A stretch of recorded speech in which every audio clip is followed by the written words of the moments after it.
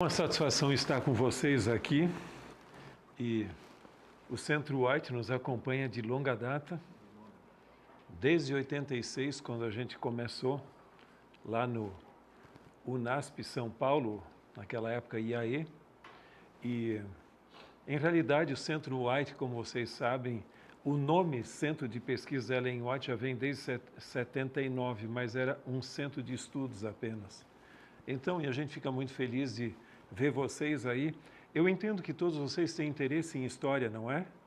Com certeza, sim. Eu tenho duas perguntas. Essa é uma, a outra eu faço depois. Eu vim com uma gravata, primeira vez que eu uso. E o que está escrito nessa gravata aqui? Tóquio 2020. Eu estava fazendo uma programação em Tóquio, no Japão, e aí me deram essa gravata, porque aquele ano seria as Olimpíadas. E por que eu estou usando essa gravata? Para vocês nunca esquecerem de uma coisa. Em metodologia histórica, tudo que é publicado antes de um evento pode acontecer e pode não acontecer. Essa Olimpíada não aconteceu no ano previsto, por causa do Covid. Foi postergada e aí depois saiu. Quem não verificar a informação, dizer, sim, em Tóquio ocorreu uma Olimpíada 2000, a Olimpíada 2020. Ocorreu coisa nenhuma. Foi depois. Então isso é só para você ter em mente. Seria bom se aqueles que leem em inglês lessem um livro que eu acho muito pertinente, intitulado Historians' Fallacies. Esse livro até eu posso passar para o professor Renato, o PDF dele está disponível. Mas esse livro diz que a primeira vez que você lê, você o detesta. Segunda vez você o respeita e a terceira vez você o admira. E ele fala das falácias que as pessoas podem cometer dentro do processo histórico. Eu escolhi esse tema porque eu julgo muito pertinente. E eu apresentei... Ok. Aqui? Renato, eu vim aqui só para lhe obedecer, você sabe disso, né? Ok. Mas vamos lá. E eu creio que é um tema... A segunda pergunta que eu fui tentado a formular, mas eu acho que não vou fazer... Deixa eu só explicar. A pergunta que eu pensei em fazer é quantos de vocês pretendem apostatar? Mas eu acho melhor não formulá-la, né? Então... Mas veja, quando o professor Renato me pediu para eu conversar um pouco com vocês sobre esse lado da história, é óbvio, as pessoas me conhecem mais por Ellen White, alguma coisa assim, mas em realidade eu me especializei mais no desenvolvimento da teologia e das doutrinas adventistas. Eu achei que, quem sabe, seria mais proveitoso do que simplesmente chover no molhado, como alguns dizem, de tirar algumas lições para nós, em realidade, do que nós temos a aprender da história. E, veja, desafios significativos da história adventista, ou na história adventista. O que eu me refiro nesse sentido? Há uma lição, há um padrão, não vou dizer que todos, porque tem muita gente boa, mas há pessoas que deram contribuições significativas para a igreja no período formativo de doutrinas e depois se voltaram contra a sua própria contribuição. E para mim isso é um ponto que a gente pode brincar, mas a gente tem que tomar a sério para que isso não venha acontecer conosco. E se você for ver, nós temos dois textos. Não vamos ler o texto porque vocês conhecem bem. O primeiro deles é 2 Timóteo 3, capítulo 1 a 5, e você tem aquela declaração, sabe que nos últimos dias sobrevirão tempos difíceis, porque os homens serão isso, aquilo, aquele outro, mais amantes dos prazeres do que amantes de Deus. E eu não lembro na Bíblia de ter encontrado um conjunto de qualificativos negativos tão grande como nesse texto. Parece que tem outro texto também, mas esse é um dos mais importantes. E depois, no capítulo 4, ele diz, porque as pessoas não suportarão a sã doutrina, mas cercar-se-ão de mestres segundo as suas próprias cobiças, as suas paixões. Então, isso pode acontecer. E eu gostaria de começar com uma declaração minha. Um dos nossos maiores desafios é equilibrar adequadamente o passado de onde viemos, o presente no qual vivemos e o futuro para o qual avançamos. Há pessoas que vivem no passado. Isso é triste. A pessoa parece que não tem mais expectativa de vida. Outras só vivem no presente. Não me interessa o futuro. E, por sua vez, outras vivem sonhando e, como se diz, até andam no mundo da lua, praticamente. Então, como equilibrar essa questão? Nós vivemos no presente, aprendemos do passado, temos esperança futura. Então, esse equilíbrio eu creio que é fundamental na nossa vida. Eu gosto de uma declaração de um filósofo alemão. Eu não estou colocando as referências aqui por questão de espaço, mas se alguém precisar, é fácil de encontrar. Johann Gottlieb Fichte, ele diz, frequentemente nossa filosofia se torna a história do nosso próprio coração e da nossa vida. E segundo o que nós mesmos somos, concebemos o homem e sua vocação. Essa declaração é muito importante. Em outras palavras, a teologia é mais autobiográfica do que você imagina. Porque cada um olha para a realidade, para a verdade, com o filtro dos seus olhos, ou da sua experiência de vida. No momento que eu falo alguma coisa, eu acabo já me autorrevelando. Se você conhece um pouquinho de, grafologia, você sabe que é interessante como muitas vezes você assina, a minha assinatura revela mais ou menos quem eu sou. E eu posso explicar até depois. Então, tudo que nós fazemos deixa transparecer quem nós somos. Agora, George Santayana, que é um filósofo espanhol, naturalizado americano, ele disse, aqueles que não conseguem lembrar do passado estão condenados a repeti-lo.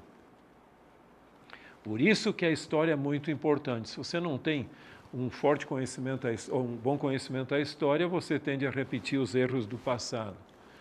Agora, o Amin Rodor tem uma declaração que ele atribui a Blaise Pascal, mas eu tentei encontrar nos escritos de Pascal e não encontrei. E também ele não localizou, então eu prefiro atribuir a ele mesmo. Não é a heresia que gera a desobediência, é a desobediência que gera a heresia. Isso é muito interessante, muito. E muitas vezes o nosso maior problema hoje pode ser nossa vitória de ontem. Eu fui muito bem sucedido ontem em alguma coisa e parece que aí eu ancoro a minha trajetória naquela vitória. Não. Cada dia tem que ser um dia de autossuperação. Bom, você tem algumas experiências aí, por questões de tempo eu não vou entrar nesses textos aqui, mas eu escrevi um artigo uma vez depois de tratar com muito tempo com dissidência e até me apelidar aqui no NASP nos idos tempos de o caça-hereges.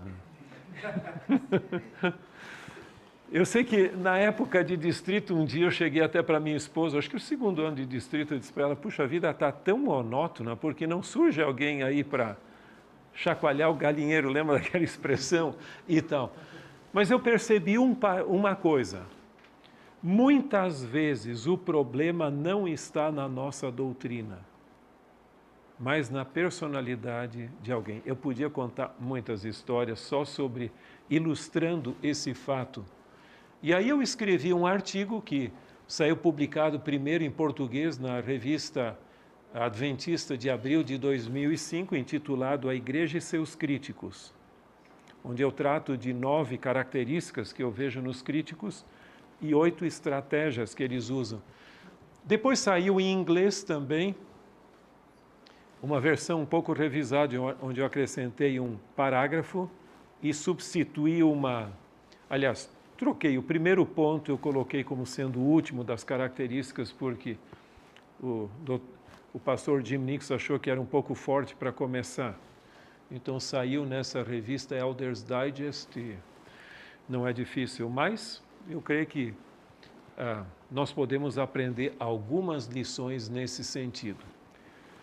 Vamos agora, depois dessas nossas considerações iniciais, entrar em alguns desvios na história de nossa igreja. E o primeiro indivíduo que eu gostaria de mencionar é Samuel S. Snow. Se você estudou a história do Adventismo e lembra, foi ele o indivíduo que definiu o dia 22 de outubro de 1844. Ele não usou essa expressão, ele usou o 10º dia do 7º mês do calendário judaico caraíta. Ele, em realidade, como a questão não é só biográfica, mas vocês estão estudando a história das doutrinas, deixa eu só mencionar, que em 1843, Guilherme Miller publicou aliás, eu acho que escreveu uma carta que foi publicado por Josué Himes, muito interessante. Nela ele sugere, pela primeira vez, quanto eu conheço, quem sabe alguém outro tenha mencionado, mas eu não lembro, o princípio hermenêutico que, assim como as festas da primavera do calendário judaico se cumpriram na primeira vinda de Cristo, as festas do outono se cumpririam em relação com a segunda vinda de Cristo. Ele mesmo parece que nem tomou muito a sério as suas ideias, mas um indivíduo chamado Samuel Snow foi o indivíduo que tomou a sério e já começou no final de 43, início de 44, a escrever sobre o assunto. Uma carta aqui, alguma coisinha ali, mas saiba de uma coisa, para que sua ideia seja aceita, não basta você colocar a melhor ideia, o ambiente deve ser favorável à aceitação também. Então não houve muito impacto. Ele apresentou essa mesma ideia numa conferência em Concord, em julho de 44, também não causou impacto. Mas em agosto ele apresentou em Exeter, onde José Bates estava presente. E aí sim começou aquilo que se chama movimento do 7º mês.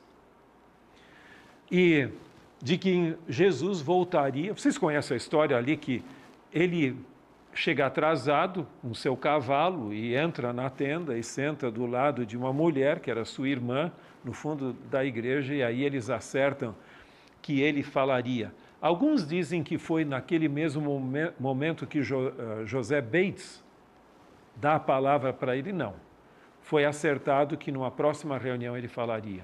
E ali sim a coisa tomou conta mesmo do movimento milerita.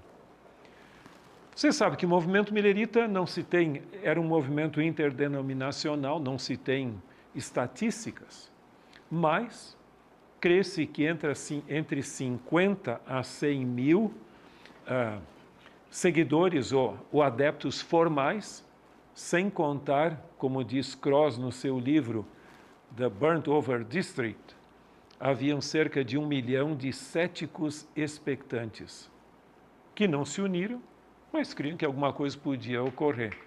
E não se esqueçam que aquilo é uma proporção muito grande para um país que na época tinha cerca de 17 milhões de habitantes. Né? Então podíamos quase dizer que 1 em cada 17 se interessava pelo tema. Agora, voltando a ele, em realidade esse cálculo estava correto, a sua interpretação. Mas já no ano seguinte, bom, essa aqui é a The Present Truth. Eu pedi para a inteligência artificial dar uma limpada nisso e mudou um pouquinho ali a configuração, mas esse é o periódico onde ele colocou suas ideias. Agora, no ano seguinte, ele já começou a se autoproclamar, Samuel Snow, se autoproclamar a encarnação humana do profeta Elias. E ali você tem, lógico, isso aí foi publicado posteriormente, as ideias daquela época e outros textos mais dele.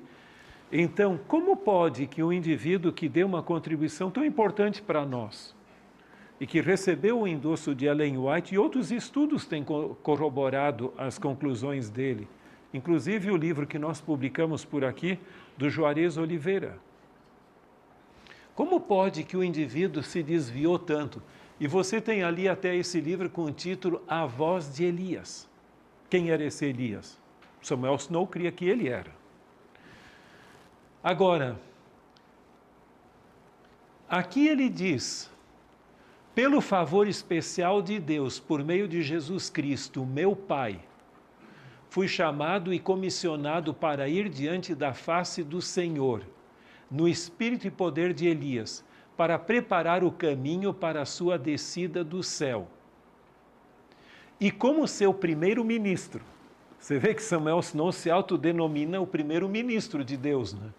Exijo que todos os reis, presidentes, magistrados e governantes, civis ou eclesiásticos, a entrega total de todo o poder e autoridade em minhas mãos, em nome do Rei Jesus, aquele que vem. Caramba, parece que para ele não faltava autoconfiança, né? Olha, todos devem entregar a ele o poder, então não é tão pouquinho. Outro indivíduo que também deu uma brilhante contribuição para nós se chama Thomas Preble, pastor. Esse indivíduo foi aquele que escreveu, em fevereiro de 1845, aquele panfleto ali, sobre o sábado. Ele também publicou um artigo, e lendo isso, José Bates se interessou pelo sábado. E ele então passou a estudar o assunto, foi até para Washington, estado de New Hampshire, para estudar mais a fundo, e escreveu bastante sobre o sábado. Você sabe que entre os nossos pioneiros nós tínhamos José Bates, que cria em tratados, como se falava antigamente, ou livretos, e Tiago White em artigos. Então havia uma pequena tensão ali, mas nós temos todos os livretos que José Bates escreveu, com exceção de um, que até hoje não se encontrou. Mas pouco depois ele passou a escrever contra o sábado. Ele mesmo que nos legou, em certo sentido, por tabela o sábado, foi depois o indivíduo que escreveu contra. E você vai ver aqui que Uriah Smith responde a ele também, em relação com o assunto. Ellen White, escrevendo para J.N. Andrews, declarou: Preble é um homem sem princípios e desonesto. Aqueles que o conhecem melhor não confiam nele. Agora, como pode que alguém que dá uma contribuição importante se volta contra as suas próprias ideias? Mas esses não são o único caso. Nós temos um outro. O.R.L. Crozier. Esse indivíduo era estudante de teologia e lembram-se que a contribuição significativa dele, ele escreveu um artigo, o primeiro artigo que saiu publicado foi em março de 1845, porque haviam três: o doutor Franklin Hahn, que era médico, nós tínhamos Hiram Edson e Crozier, que era estudante de teologia. Como ele é estudante de teologia, pediram que ele escrevesse. Eu até, se alguém quiser ler um pouquinho mais, eu escrevi o verbete sobre Crozier na enciclopédia de Ellen White ali. E ele depois mudou o seu sobrenome de S. Prazer. Eu não sei porquê, Talvez ele estava buscando uma nova identidade, sei lá qual era a questão. E Merlin Burt encontrou, nós não temos esse primeiro número desse periódico, foi o primeiro, mas Merlin Burt encontrou uma transcrição em outro periódico e você pode ter todo o conteúdo ali. Mas o artigo mais importante dele foi, sem dúvida, esse publicado no Daystar Extra, de 7 de fevereiro de 1846. Foi pela leitura desse artigo que Tiago, Ellen White, José Bates e outros aceitaram a verdade do santuário. Ele é perfeito? Não. Tem alguns detalhes, mas Ellen White até endossa esse artigo. Veja o que ela coloca no nossa primeira publicação conjunta. Uma palavra para o pequeno rebanho. O Senhor me mostrou em visão, há mais de um ano, que o irmão Crozer tinha verdadeira luz sobre a purificação do santuário, etc. E que era sua vontade que o irmão Crozer escrevesse a compreensão que nos deu no Daystar Extra de 7 de fevereiro de 1846. Sinto-me plenamente autorizada pelo Senhor a recomendar esse extra a todo crente. Não é porque ela endossou que o texto ficou infalível. A ideia geral, sim. É a mesma coisa como ela disse também, que um anjo estava do lado de Uriah Smith enquanto ele escrevia o seu comentário de Daniel Apocalipse. Mas isso não quer dizer que seja tudo perfeito. Ela também endossou a mensagem de John Z. Waggoner. Mas se você for ler o que George Knight fala sobre ele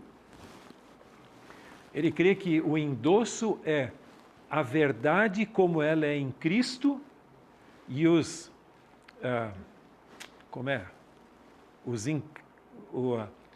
maravilhosos encantos de Cristo, coisa assim.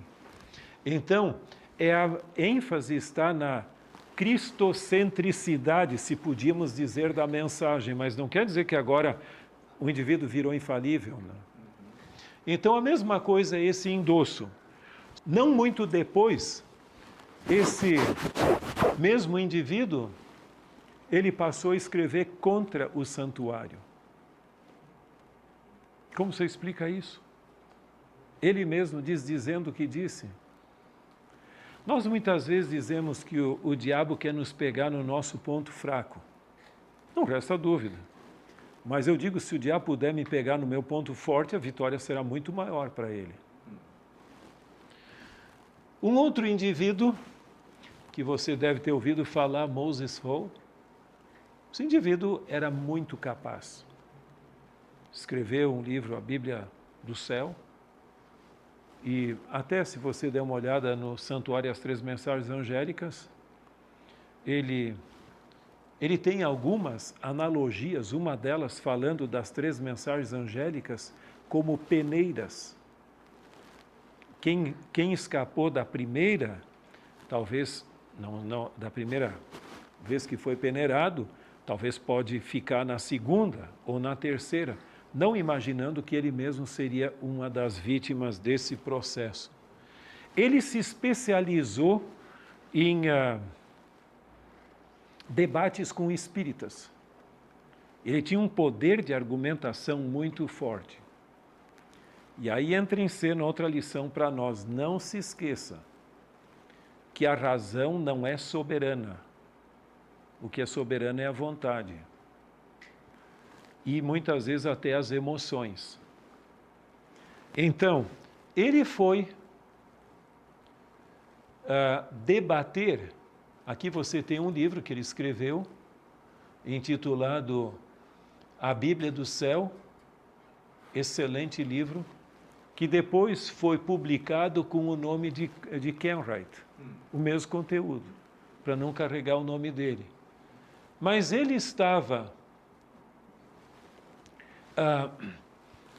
envolvido com esses debates e Ellen White dizia, não vá sozinho, vá com alguém outro, seja humilde, Mas ele cria que tinha capacidade de raciocínio suficiente para enfrentar esses casos e que ele era infalível praticamente nesse lado. Normalmente, quando se trata desse tipo de coisa, um vai, enquanto um fala, o outro está orando, e o contrário, mas ele não levou em consideração. Mas veja a declaração que ele faz na época que ele estava ainda conosco em relação com o Espiritismo. O Espiritismo é a pior forma de infidelidade, por causa de seus milagres e de suas tendências encantadoras semelhantes às de cobras. A cobra, quando vai pegar um pássaro ou alguma coisa assim. A tendência do espiritismo é ímpia e corruptora, que leva ao adultério, fornicação, deserções, divórcios injustos, prostituição, aborto, insanidade e suicídio. Veja como ele define o espiritismo de uma maneira bem categórica. E ele tem um outro artigo ali onde ele diz, ele define o espiritismo como comunicações deles não são confiáveis, seus ensinamentos são contraditórios, o espiritismo é de tendência imoral, as comunicações dos espíritos e suas representações no mundo espiritual são muito infantis, absurdas e ridículas para chamar a atenção séria. Você percebe que ele não tem nenhuma dúvida da natureza do espiritismo. Mas ele foi debater num lugar chamado Paw Paw, em Michigan, entre a Andrews e Battle Creek. Você passa por perto daquele lugar em outubro de 1862, com um médium espírita chamado W.F. Jameson. E lá naquela ocasião, ele disse que esse indivíduo não tinha nada de especial, seus argumentos eram comuns aos espíritas. Mas o que aconteceu?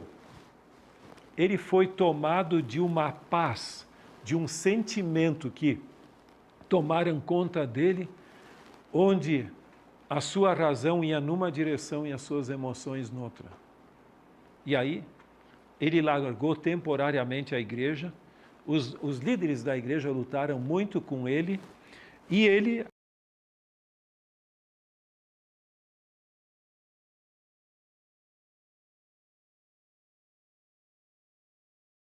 aparentemente voltou e deu o seu testemunho até. Veja o que ele diz na Review and Herald depois que ele estava retornando. É verdade que participei de um debate na vila de Paw Paw, Michigan, com um orador em transe, ou melhor, com algum demônio que se dizia ser o espírito do Sr. Downing, falando através de W.F. Jameson. Agora considero isso muito imprudente da minha parte. O Espírito Santo de Deus foi entristecido, e eu fiquei deixado, em certa medida, sob o poder do diabo e dos dos encantos sedutores do Espiritismo. Imaginei que estava deixando para trás minhas roupas adventistas, que eu estava alcançando um patamar mais elevado do que ocupado pelos meus irmãos. Estou quase recuperado da armadilha engenhosamente preparada para mim pelo diabo. Você percebe que ele reconhece bem o tema do grande conflito em sua experiência pessoal. Mas isso foi só uma ilusão. No ano seguinte, ele deixou o adventismo definitivamente para se tornar um dos maiores médiuns espíritas dos Estados Unidos. Sim, pastor, escritor, conferencista. Ele foi o indivíduo que mais ou menos tendeu a dar uma imagem bíblica ao Espiritismo, uma justificativa bíblica ao Espiritismo. E ele era conhecido entre os espíritas como historiador deles. E você vai ver ali os títulos, tudo acerca de demônios, defendendo, logicamente. E ali você tem ali, como é que está escrito ali embaixo o título? Um louvor de Satanás contra a igreja. Já pensou? O demônio e os adventistas. E assim por diante. Como uma pessoa que era consciente da sua experiência, do que aconteceu como sendo de origem demoníaca, depois inocenta o demônio e critica os seus irmãos. E aqui você tem, ele também é o autor da enciclopédia do espiritismo bíblico. Já pensou? Ellen White tem essa declaração. Deus jamais teria permitido que ele, Moses Hall, fosse colocado na difícil posição em que foi colocado, se o seu coração tivesse sido tão humilde quanto deveria ter sido, e se ele tivesse percebido que sua força estava em Deus e não nele mesmo. Aqui você vê que a autossuficiência e orgulho não levam a gente muito longe, né? Nos afastam realmente do caminho. Eu vejo duas declarações mais de Ellen White em relação com ele. Moses Hall imaginava que era de tão grande valor a causa da verdade, que a causa não o podia perder. A coisa pior que tem é quando a gente se considera mais importante do que a função que a gente exerce. Eu costumava sempre dizer aos meus alunos, prepare-se ao máximo e espere o mínimo, e você nunca vai ser um frustrado. Mas a pior coisa é quando eu chego e digo, Senhor, eu sou muito mais qualificado do que esse trabalho que eu estou realizando. Sabe que o apóstolo João poderia dizer isso. Senhor, caramba, você me deixa aqui nessa ilha de Patmos onde só tem marginal e tudo? Eu acho que eu podia estar pregando em Éfeso ou em outras cidades grandes aí da região. Mas se não fosse aquele lugar, talvez nós não tivéssemos o Apocalipse. E o que seria da igreja sem ele? E o que seria de nós sem o desejar a todas as nações de Ellen White, que ela escreveu lá na longínqua Austrália? O importante não é você se autocolocar, mas permitir que Deus use. E se você não usar da política para galgar posições, mas deixar que Deus guie, você pode reclamar a bênção dele. Senhor, eu nunca pedi para estar aqui. Então, Senhor, agora me abençoa, né? Moses Hall foi vencido por ser escravo de paixões inferiores também. Ele tinha problemas morais. Sabe que essa situação está cada vez mais grave, o número de pessoas que deixam o ministério e a igreja por problemas morais. Se você não dominar os seus pensamentos, você vai ser outro a cair pelo mesmo problema. E agora nós vamos para a mais famosa apostasia da igreja, M.L. Kenwright. Esse indivíduo era muito capaz. Um dos mais brilhantes pastores que a igreja já teve. Mas ele era orgulhoso. Sabe que eu gosto muito de um pensamento do nosso irmão, Juan Manuel Fangio, corredor de Fórmula 1, campeão acho que 7 vezes, se eu não estou equivocado, argentino. Ele dizia, hay que sempre intentar ser el mejor sem creer-se ser el mejor. Isso faz a diferença. Você não vai, sabe que a mediocridade não é virtude cristã. Mas sempre procurar ser o melhor, mas nunca crer que é o melhor. Mas vocês conhecem a história dele. Foi ele que realmente desenvolveu o nosso sistema de dízimo e outras coisas, deu várias contribuições, escreveu muito. E aí ele Mas ele chegou num momento que ele estava com um problema na voz. E ele foi com outro colega para Chicago, onde fez cursos assim de, como é, de voz, ou de dicção, coisa assim, para melhorar. E uma das tarefas era pregar em igrejas, ou em algum lugar. E ele foi convidado a pregar numa igreja, e ele usou o tema do céu. E as pessoas ficaram encantadas. E afinal de contas, Ellen White ajudou a forjar muito nossa compreensão do céu. E ele pregou na saída, aliás, antes de começar o sermão, ele pediu para o seu companheiro e disse para ele: você poderia tomar nota dos possíveis equívocos que eu cometo no meu sermão? Tá bom. Na saída, depois que as pessoas chegaram, ô pastor, que sermão maravilhoso, que coisa extraordinária e tal e tal, eles saíram e de frente da igreja tinha uma praça, atravessaram a rua e sentaram lá, e aí ele perguntou para o seu companheiro, outro pastor, que detalhes você tomou nota na sua, sobre meus equívocos? E aí o outro disse, lamentavelmente eu esqueci o seu pedido. Eu fiquei tão envolvido com a sua mensagem que eu acabei até esquecendo o que você me pediu. E aí a resposta de Kenright foi bem clara. Realmente eu sou um grande pregador. Não fosse essa mensagem impopular que nós temos que pregar, eu seria muito mais famoso. E aí aquele pastor fez uma declaração profética, assim dizendo, você é o que é graças à mensagem popular que você prega. E no momento que você a deixar, você vai cair no esquecimento, na obscuridade, algo assim.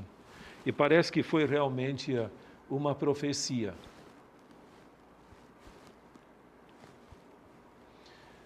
Essa história que eu contei é relatada naquele livro, I Remember, desse pastor ali, a experiência de Kenright, da pregação. Por sua vez, eu fui secretária de Kenright. Esse livro é muito negativo, mas tem muita coisa importante sobre Kenright, dos altos e baixos dele. Veja o que Ellen White escreveu para Kenright. Em 1880, ela escreveu, entristeceu-me o ouvir a vossa decisão, mas tenho tido razões para esperá-la. Sempre tivesse o desejo do poder, da popularidade, isto é uma das razões de vossa presente situação. Quiseste ser muita coisa, e fizestes uma ostentação e um ruído no mundo, e em resultado disso, vosso sol certamente se porá em obscuridade. Rogo-vos que vos afasteis inteiramente daqueles que creem na verdade, pois uma vez que escolheste o mundo e seus amigos, andai com aqueles que escolhestes. Não enveneneis a mente de outros, tornando-vos instrumento especial de Satanás para ocupar a ruína de almas, operar a ruína de almas. Ele teve seus altos e baixos, vai e volta. Então ele voltou de novo e finalmente em 1887 ele deixou a Igreja Adventista para nunca mais voltar.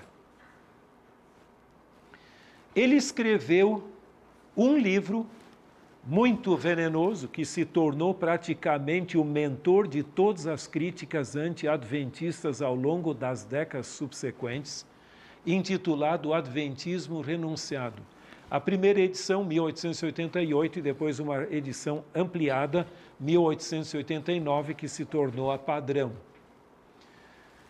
Ele também esteve presente junto com o seu fiel irmão adventista, ou melhor dito, seu irmão que era um fiel adventista, na cerimônia fúnebre de Ellen White em Battle Creek. Lembra que foi a terceira cerimônia fúnebre dela. Uma em Santa Helena, outra mais para o sul na Califórnia, e essa terceira. E quando ele passou na volta do esquife, ele pediu para voltar outra vez. E tá bom, fizeram uma segunda volta, entraram na fila e continuaram. E quando ele estava ali, ele disse, aqui jaz uma mulher honesta, hipócrita. Reconhecia que ela era honesta, mas isso não impediu que, postumamente, fosse publicado o seu livro A Vida de Ellen White, falando tudo que é tipo de coisa contra ela. Em realidade, um dos livros mais interessantes que eu já escrevi até hoje, aliás, que eu li, desculpe, foi esse. A primeira edição saiu com o título Em Defesa da Fé. O autor é William Branson, que foi presidente da Associação Geral por um período, e depois saiu a edição definitiva com o nome, eu acho que o conteúdo é o mesmo, só trocaram o nome, Ellen White e Seus Críticos, que até está disponível em português. Um projeto de tradução levado avante por iniciativa do Centro de Pesquisas Ellen White do Brasil, do NASP. Esse livro é muito interessante, muito bom. Aliás, desculpe, eu estou confundindo. Aquele primeiro texto trocou de nome, mas o Ellen White e Seus Críticos é escrito por Francis Nichol. Francis Nichol foi editor da Review muitos anos, um dos mais brilhantes eruditos que nós tivemos naquele período. Ele foi o editor do Comentário Bíblico Adventista, escreveu vários livros, mas nesse livro ele usa uma declaração que eu acho fantástica. Veja o que ele diz, porque muitas pessoas, e até Kenra dizia que as visões de Ellen White acompanhavam o seu ciclo de fertilidade, começando com a puberdade, indo até a menopausa. Esse tipo de coisa. E a gente sabe que não faz sentido. A senhora White fala quando ela entrou em menopausa. E não coincide com as suas visões públicas. Mas veja, dizia que ela tinha problemas mentais. Veja como ele responde. Se essa doença mental da qual supostamente Ellen White sofria, ou seja, epilepsia, produzia uma vida de vigor e serviço e ajudou a planejar missões distantes, a dar conselhos para uma vida santa e amar os necessitados de maneira desinteressada e a demonstrar todas as outras virtudes cristãs que irradiavam de sua vida, então poderíamos dizer solenemente: Deus nos dê mais pessoas mentalmente desajustadas como ela. Não é interessante? É de uma ironia e de um sentido muito importante. Bem, Desmond Fort vai ser o último, nós já estamos com o tempo praticamente esgotado, mas Desmond Fort escreveu muito a favor do santuário. E deixa-me só mencionar que a sua dissertação de mestrado, defendida ou apresentada no Seminário Teológico Adventista da Potomac University, ou seja, em Washington, onde a Associação Geral era localizada, foi sobre Daniel 8,14, defendendo a nossa posição. Ele escreveu vários outros artigos, principalmente na revista Ministry, defendendo a doutrina do santuário. Mas, por influência de alguns indivíduos, lá onde ele fez o seu doutorado na Inglaterra, ele parece que virou a cabeça. Mas ele tinha o problema, sabe que o problema de Desmond Ford não foi o santuário, inicialmente. Era a sua compreensão de justificação pela fé meramente forense. Se você quiser conhecer um pouquinho mais, eu escrevi um capítulo de um livro em homenagem ao nosso amigo Kwabena Donkor, sobre diferentes perspectivas de justificação, sendo esta uma delas. Se alguém quiser, eu posso passar o PDF desse capítulo. Mas veja, em Palmdale, na Califórnia, em abril de 1976, foi realizada uma reunião para tentar tratar dos problemas de justificação pela fé dos assim chamados teólogos australianos. Ele se autodenomina assim, a teologia australiana, que é a justificação pela fé meramente forense. mais de 100 teólogos e alguns administradores do mundo para tratar das ideias dele. E, em resposta, você tem aquela revista Ministry, está disponível na internet, você pode baixar, outubro de 1980, que são os documentos imediatos em resposta a Desmond Ford. Parte daquela revista foi publicada numa edição de 2 bimestres, março a junho, do Ministério em português, também você pode baixar isso. A série do Darkon em inglês, e você tem a série aqui da Unas Press, também, que tratam desse assunto. Tem muita coisa. Eu coleciono obras adventistas sobre o santuário e outras coisas, mas para acompanhar tudo que se produziu por Desmond Ford é impossível. Aliás, como resposta a Desmond Ford, muitas teses, artigos, livros e tudo, havia uma letargia sobre o santuário e parece que Desmond Ford realmente chacoalhou a estrutura e aí liberou uma produção inigualável. Desmond Ford nunca mudou. Eu ouvi palestras dele 2 vezes. Uma vez eu conversei com ele também. E numa das suas palestras, depois eu perguntei como é que ele se definia como adventista.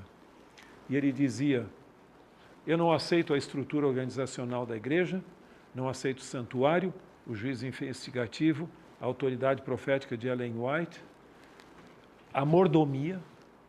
Eu não lembro. Aí você pergunta o que sobra. E eu tive pessoalmente numa reunião sexta-feira à noite, onde ele estava vendendo seus livros na sexta-feira à noite, recebendo pagamento. Como? Assim. E ele que escreveu um livro sobre o sábado também. Mas a sua esposa publicou uma série recentemente de 8 volumes grandes sobre a correspondência dele, que ele enviou, que ele recebeu. Então, eu creio que a esposa dele é mais fordiana do que ele mesmo. Você sabe que muitas vezes o discípulo é mais radical que o mestre. O mestre sabe as implicações de suas ideias, mas o discípulo vem e propaga. E essa é sua segunda esposa. A primeira é muito equilibrada, mas essa admirava muito. Então, muitas vezes, essa questão de um segundo casamento é complicada. E esse não é só o caso de Desmond Ford, mas também de Andreessen e do próprio Kenwright. Sabe que, deixa eu só contar uma história. Uma vez eu vi o pastor Joel Sardi contando uma história de que tinha um indivíduo que se considerava um grande pregador. E aí, num domingo de manhã, depois do sermão, várias pessoas falaram alguma coisa, e ele não estava satisfeito, ele queria uma palavra da esposa também, mas ela estava quieta. No caminho de volta para casa, ele decidiu tomar a iniciativa. Escuta, querida, quantos grandes pregadores você acha que existem no mundo? E aí, ela respondeu, 1 a menos do que o número que você imagina. Ou seja, todos exceto você, né? A gente não gosta disso, mas às vezes precisa, né? Bom, a mesma coisa que o nosso amigo William Branson fez com Kenwright, permitindo que o Kenwright posterior respondesse ao Kenwright anterior. Eu não cheguei a mencionar, mas a resposta a Kenwright, esse era o teor. Ele colocava os argumentos de Kenwright anterior para responder o Kenwright posterior. O Glauber Araújo fez, eu até orientei esse TCC, sobre o Desmond Ford anterior responder ao Desmond Ford posterior. Muito interessante ficou esse trabalho. Conclusões. O mistério da apostasia só pode ser parcialmente compreendido, isto através da moldura do grande conflito cósmico. Sabe, racionalmente a gente não consegue explicar como alguém se volta contra a sua própria contribuição. E aqui tem uma declaração de Ellen White, a obra de apostasia começa em alguma rebelião secreta do coração contra as exigências da lei de Deus. Desejos profanos, ambições ilícitas são valorizados e acariciados, e a incredulidade e a escuridão separam a alma de Deus. Se não superados esses males, eles nos vencerão. Pecados que antes eram mais repugnantes tornam-se atraentes e são bem-vindos e praticados por aqueles que abandonaram o temor de Deus e a lealdade à sua lei. Há uma psicologia da mentira. O Bill Knott, que foi editor da Review por muitos anos, me deu um livro sobre a psicologia da mentira. Em realidade, primeira vez que a pessoa mente, a consciência dói. Segunda vez, não tanto, até que finalmente a pessoa passa a crer que a mentira é verdade. Pior estágio que alguém pode atingir.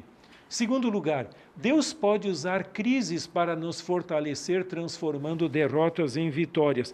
E isso aconteceu com vários desses casos. Essa declaração aqui é poderosa. Veja o que Ellen White diz. O fato de não haver controvérsias e agitações entre o povo de Deus não deveria ser olhado como prova conclusiva de que todos estão mantendo com firmeza a sã doutrina. Deus despertará seu povo. Se outros meios falharem, introduzir-se-ão entre eles heresias, as quais hão de peneirar e separar a palha do trigo. Sabe que não fosse Desmond Ford, eu fiz uma palestra uma vez lá na nossa Universidade Southern, e eu mencionei que Desmond Ford foi a maior bênção para a igreja. E alguém disse amém, porque era da linha dele. Mas eu não me referia a isso. Lamentavelmente, ele fracassou. Como Kenneth Trent uma vez me disse, ele era um autêntico australiano. Que você pode provar que está errado e ele continua, não muda de ideia. Mas, na Austrália tem gente muito boa, mas ele tinha esse perfil. Simplesmente não fazia diferença. Mas eu mencionei no sentido de que ele, usando aquela expressão anterior, chacoalhou o galinheiro ali e gerou toda uma reação positiva sobre o santuário. E o terceiro ponto que eu gostaria de destacar é: o sucesso na obra de Deus não garante nossa própria salvação.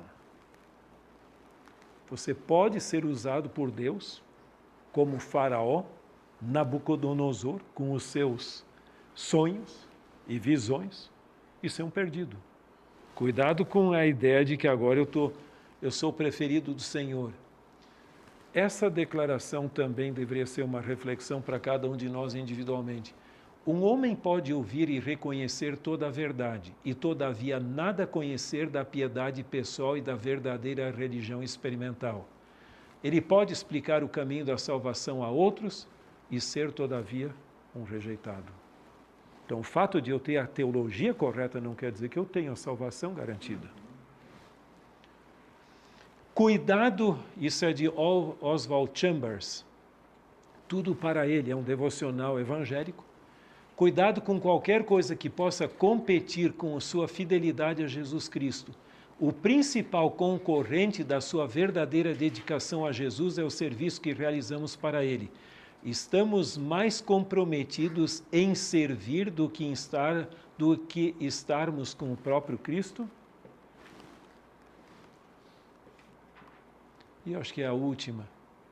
Estão rapidamente se aproximando dias quando haverá grande perplexidade e confusão. Satanás, trajado com vestes angelicais, enganará, se possível, os próprios escolhidos.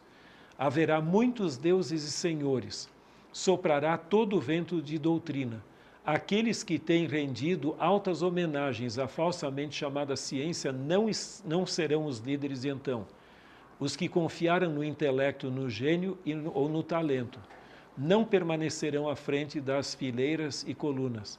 Na última e mais solene obra, poucos grandes homens se empenharão.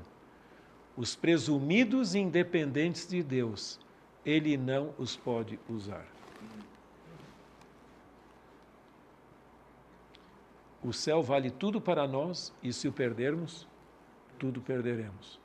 Você pode dar uma brilhante contribuição, mas o primeiro campo missionário seu é o seu próprio coração.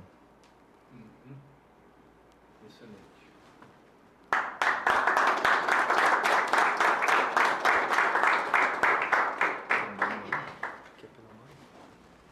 Muito bem.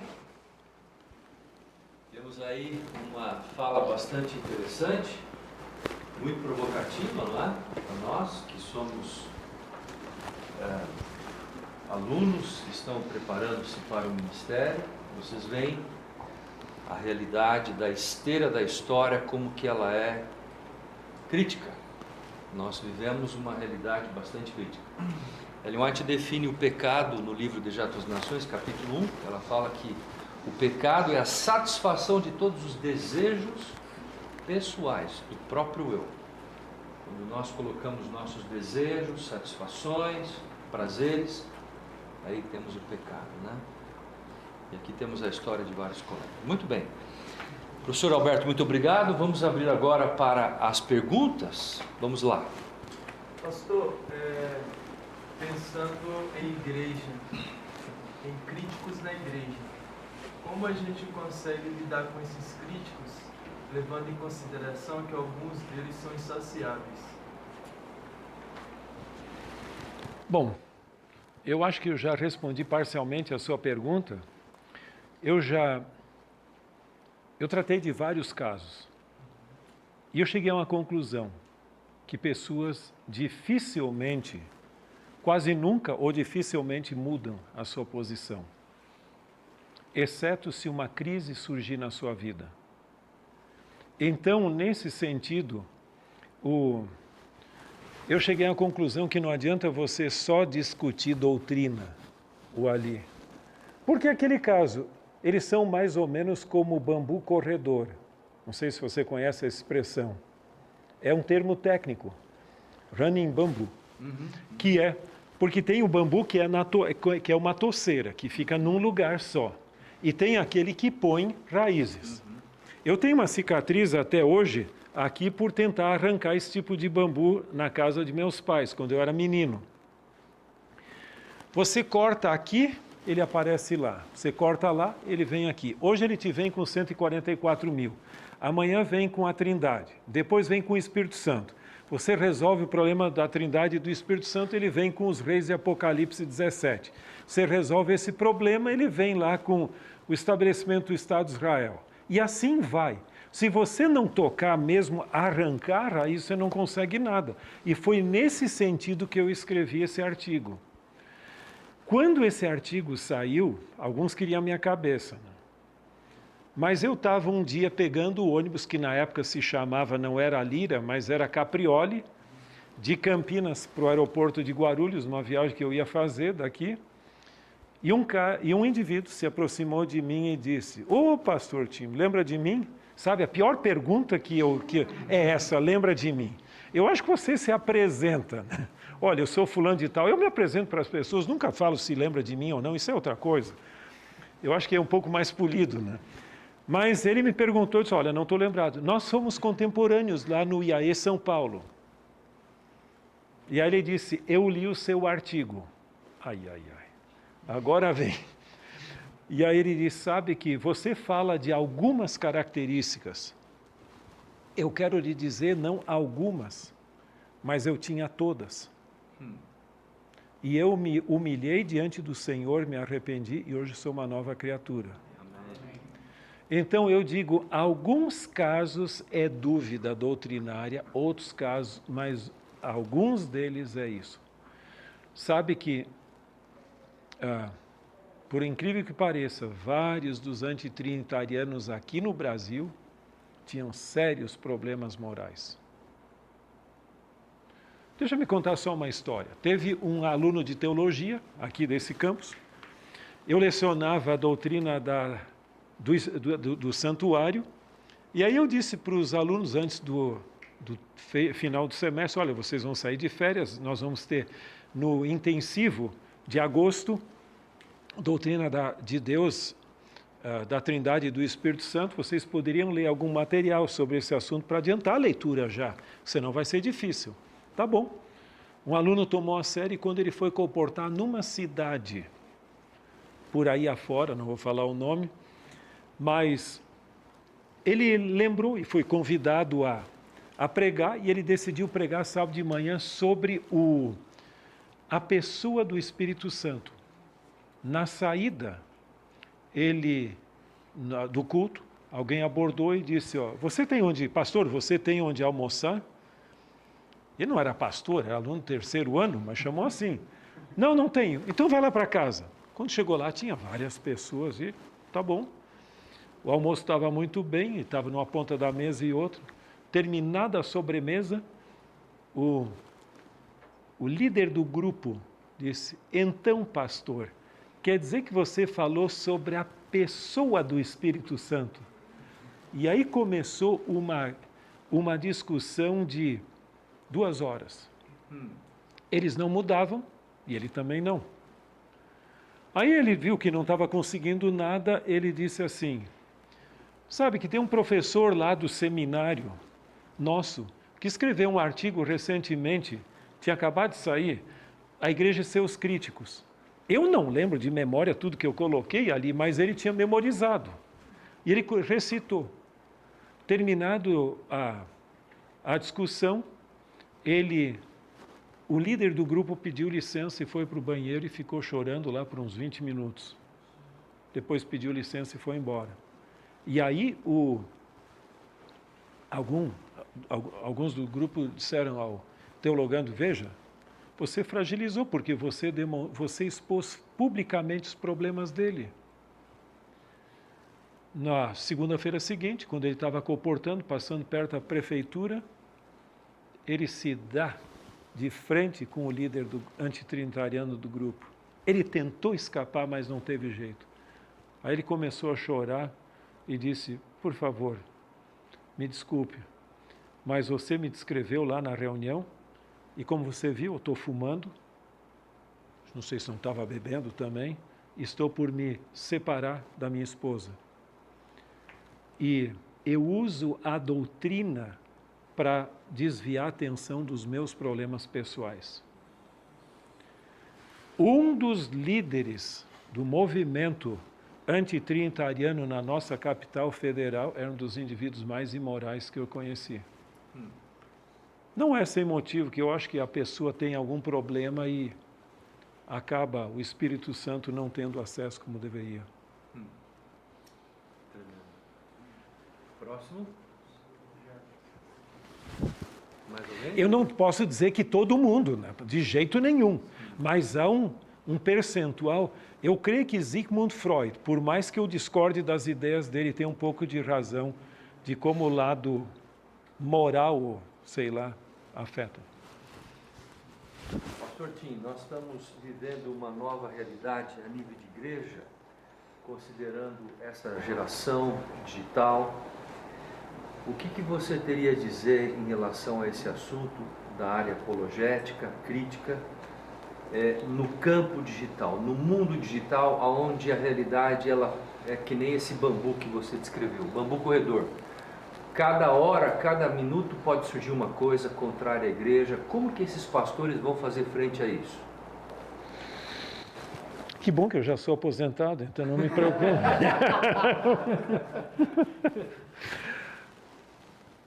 Eu fui convidado para escrever um capítulo de um livro, mas a gente não consegue fazer tudo em relação com o nosso amigo Luiz Nunes, que eu orientei a tese, foi a primeira tese defendida aqui, eu orientei sobre as crises na Igreja Apostólica, 6 crises, e com paralelo com as crises na Igreja Adventista.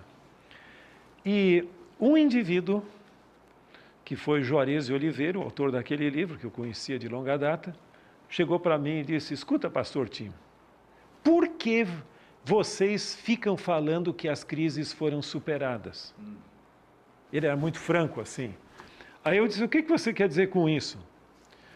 O Luiz Nunes, como autor dessa tese, e você como orientador, falam de cada tese como tendo surgido, chegando ao clímax, declinado e sendo superado por outra.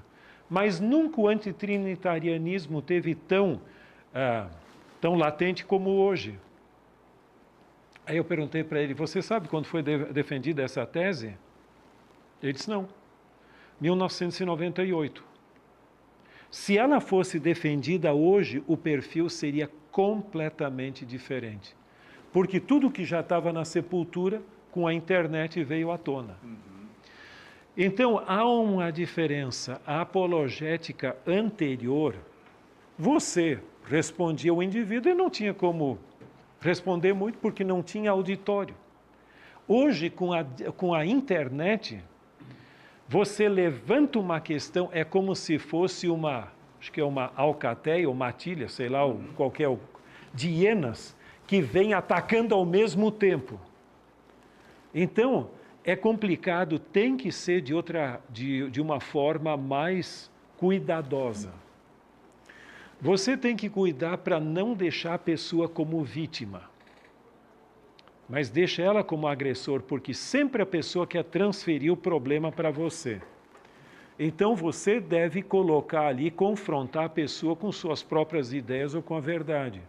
Por exemplo, eu sou orientador da tese, eu tenho pouca coisa ainda hoje aí, mas uma delas é a tese de doutorado do Leandro Quadros. Eu orientei a dissertação de mestrado dele na Argentina, mas que estratégia nós vamos usar nessa tese? Espero que ele consiga terminar, estava com alguns probleminhas de saúde, alguma coisa assim, mas vai ser muito interessante. Nós vamos narrar, ou ele vai narrar, o fato como ocorreu, historicamente. Tem 3 partes, a parte da história da igreja, das doutrinas e do estilo de vida. Então, nessa parte aqui, vai narrar como aconteceu o fato. E depois nós vamos usar a literatura não adventista brasileira, como o indivíduo atirou aqui, atirou lá e não pegou na mosca. Se ele tivesse usado as fontes primárias confiáveis, ele poderia ter evitado toda essa dificuldade. Então vai ser uma tese de autodesmoralização para esses levianos. Então essa é uma forma, mas você tem que ter cuidado, tem que ter segurança. Você não pode dar ponto sem nó, porque eles lhe pegam. E se eles quiserem lhe responder, que eles sejam obrigados a mentir. Aí é fácil. Tem uma coisa, às vezes a gente se preocupa com aqueles que distorcem muito a nossa mensagem, a nossa história. Esses não são problemáticos. Não são tão difíceis, é fácil de responder. O pior é quando a verdade e o erro estão muito próximos. Aí, quanto mais próximos, mais difícil. Sabe que numa cidade no Rio Grande chamada Nova Brécia, acho que não é muito longe de Porto Alegre, não conheço a cidade, mas ali ocorria, não sei se ainda ocorre, o Festival Nacional ou Internacional da Mentira. E tinha um indivíduo da própria cidade que ganhou muitas vezes o concurso. E ele perguntava, mas qual é o segredo? O povo está lhe protegendo? Não. O segredo é uma coisa, a verdade e o erro têm que estar tão próximas que é impossível não crer na mentira. Percebeu a coisa? Mas você tem que ser muito prudente. Você tem que saber o que compensa responder e o que não compensa. Quando eu estudava na Andrews, uma vez eu liguei para o Walter Ray, o autor do livro The White Lie. E aí, quando eu liguei, ele começou.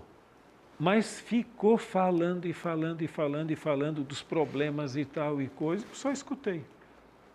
Afinal de contas, ele percebeu que eu não estava entrando na questão e perguntou, também isso não depende de você nem de mim, o que você quer? Disse, olha, você escreveu um livro sobre o desejar de todas as nações, o principal da White Lie, mas eu vi que você escreveu uma crítica a cada um dos livros da série do Conflito dos Séculos. Você pensa em publicá-los? E ele disse, veja, a igreja não deu atenção suficiente ao meu livro da White Lie, portanto, eu não tenho condições de publicar os outros porque vai ser um fracasso editorial. Eu percebi, ele me ensinou uma lição. Se vocês não estivessem me escutando aqui, eu não estaria falando. Eu posso ser imbecil, mas não tanto também. Né? Eu só falo porque vocês estão ouvindo. escutando. Então, nós muitas vezes promovemos e nós temos que cuidar uma coisa, ao responder o erro, procure não promovê-lo. Por exemplo, alguém pode pregar um sermão sobre José e a esposa de Potifar, que a pessoa até fique tentada, puxa, por que não me vem uma tentação como essa? Não, não é esse o caminho. É o lado positivo que você tem que colocar. Então, muitas vezes, se você for responder uma coisa, responda sem dar nomes. Porque a pessoa vai ficar curiosa para saber, tem esse material, vou dar uma olhada nele. E muitas vezes a pessoa acaba entrando naquilo que Ellen White chama de o terreno encantado de Satanás. Cuidado com isso. O que você deve fazer, eu diria, há pessoas que têm indagado a respeito disso, e aí você põe o lado positivo e responde-se sem dar nome aos bois. Né? Muito bom.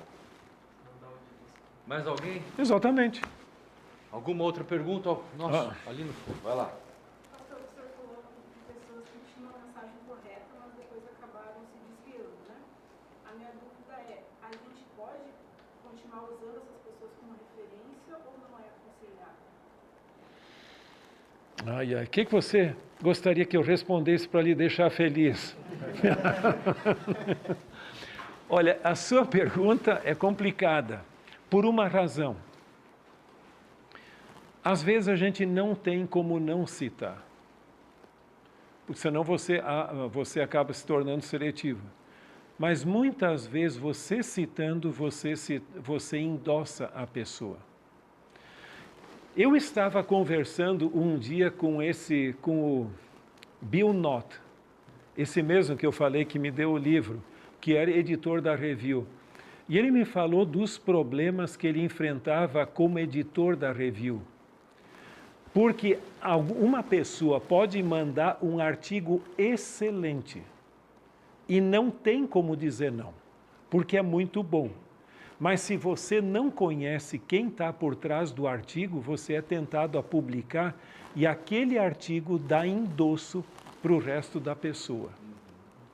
Sabe que aqui no Brasil nós enfrentamos esse problema uma vez. Eu tive que conversar com o pastor Lessa. Ele publicou um artigo de alguém que tinha problemas e ele usava esse artigo para endossar o resto. Quem é você para não permitir que eu pregue na sua igreja, se até a revista Adventista publica os meus textos, né? Percebe a situação? Nós tivemos uma dificuldade com um livro também, que eu até eu promovi a tradução e publicação em português. E aquele livro que foi muito benéfico, e eu até perguntei para a gente da Associação Geral se ele seria recomendável, com certeza. Mas a publicação daquele livro permitiu que o autor tivesse visibilidade e confiabilidade para vir com todas as suas ideias depois. Isso gerou um problema muito sério e pessoas dizem, quer dizer que esse livro está bom, mas o resto não? Então, se a gente tiver formas de não entrar nessa canoa furada, é melhor. Mas se é a única aqui disponível, o que vão fazer, né? Muito bem. Uma salva de palmas de novo. Nós vamos aproveitar esse momento para fazer uma foto histórica